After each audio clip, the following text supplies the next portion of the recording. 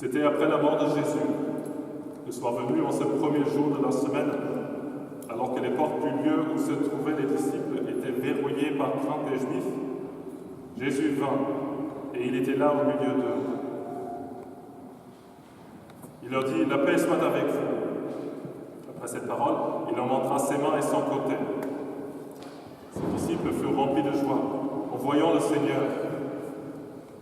Jésus leur dit de nouveau « La paix soit avec vous ». De même que le Père m'a envoyé, moi aussi je vous envoie. Ayant ainsi parlé, il souffla sur eux et il leur dit « Recevez l'Esprit Saint. À qui vous remettrez ses péchés, ils seront remis. À qui vous maintiendrez ses péchés, ils seront maintenus. » Or l'un des 12, Thomas, appelé Didyme, c'est-à-dire jumeau, n'était pas avec eux quand Jésus était venu.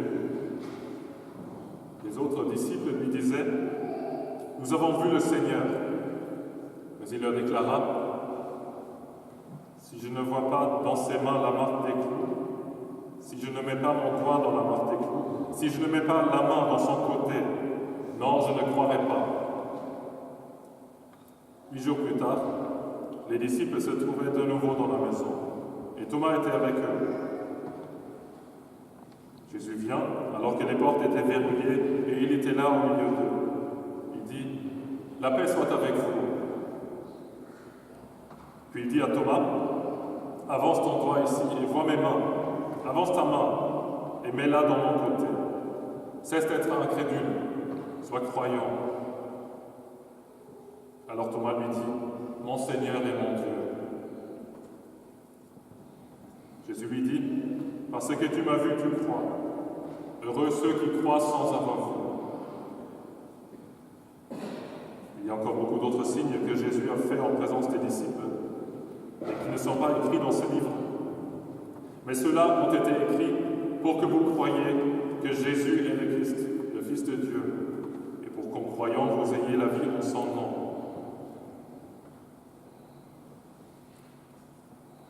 Acclamons la parole de Dieu.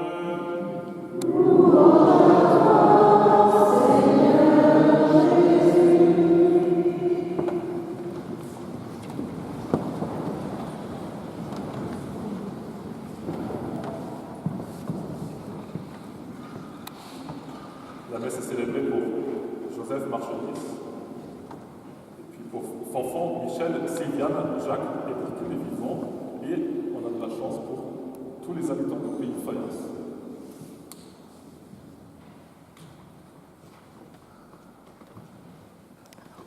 Alors, chers frères et sœurs, c'est un peu le cumul des fêtes aujourd'hui, puisque c'est le dimanche de la miséricorde, le dimanche de la miséricorde que Jean-Paul II a instauré il y a 30 ans, disons, à peu près, peut-être un peu plus. Vous savez, c'est à la suite de Sœur Faustine, Sainte Sœur Faustine, qui nous a laissé peut-être surtout cette phrase « Jésus, j'ai confiance en toi ». J'avais essayé un jour de dire en polonais, mais les Polonais qui étaient au fond de l'église se sont moqués méchamment de moi. Jésus, ouf, tobie, quelque chose comme ça. Mais vous demanderez ensuite. Vous demanderez ensuite. À la fin des cas, comment ça se prononce vraiment. C'est cette fête de la miséricorde qui nous accompagne aujourd'hui après Pâques. Il y a en même temps Saint-Pierre Chanel, un des missionnaires français de l'Inde, qui est fêté aujourd'hui et qui a laissé sa vie pour les îles de Futuna. Donc, un de ces grands missionnaires qui a prêché sans doute la miséricorde de Dieu. Puis nous avons Thomas, que nous avons écouté tout à l'heure dans l'Évangile. Je voudrais m'arrêter avec Thomas sur la foi. Sur la foi, et qui, bien sûr, avec Thomas tout de suite, le jour même de Pâques, le soir même de la résurrection, est mis en doute. Le premier qui officiellement doute dans l'Évangile, après la résurrection, il doute le soir de Pâques, extraordinaire. Et pourtant là, les premières lectures, cette lecture des Actes des Apôtres, Pierre qui se balade dans la ville, et si seulement l'ombre, son ombre touche les malades qui sont posés dans les rues, qui sont guéris, Pierre et tous ses autres disciples nous montrent cette extraordinaire fraîcheur de la foi. la chance d'ailleurs ici de pouvoir sentir quelque chose de la fraîcheur, puisque le chauffage nous manque encore un tout petit peu pour nous rappeler justement que la foi nous rafraîchit. Et c'est vrai, cette église, cette première église, cette jeune église, quelle extraordinaire fraîcheur, quel extraordinaire printemps de l'église. Nous avons écouté aussi Saint Jean, quelques années après, mais Saint Jean, il voit cet homme aux cheveux blancs, au milieu des 7 chandeliers qui représentent les 7 églises. Et il est comme écrasé par sa propre foi, écrasé par cette vision de Dieu qui est puissant et qui bouleverse toute sa vie. Et la foi, elle peut faire ça. Et puis de notre côté, la foi, et nous le vivons tous, la foi peut aussi être compliquée, difficile, et puis elle connaît ses doutes aussi. Et je pense qu'on a tous envie de douter un peu avec Thomas. On fait ça bien, d'une certaine manière. On est tellement attachés, j'espère que vous l'êtes, on est tellement attachés à cette phrase magnifique qui donne en réponse finalement à Jésus qui les rencontre. Mon Seigneur et mon Dieu. Magnifique. J'ai eu la chance comme diacre, quand on célébrait la messe dans une des maisons de retraite de Dijon, d'avoir toujours un vieux monsieur, Rémi. Et Rémi disait toujours à chaque élévation de l'hostie, mon Seigneur et mon Dieu.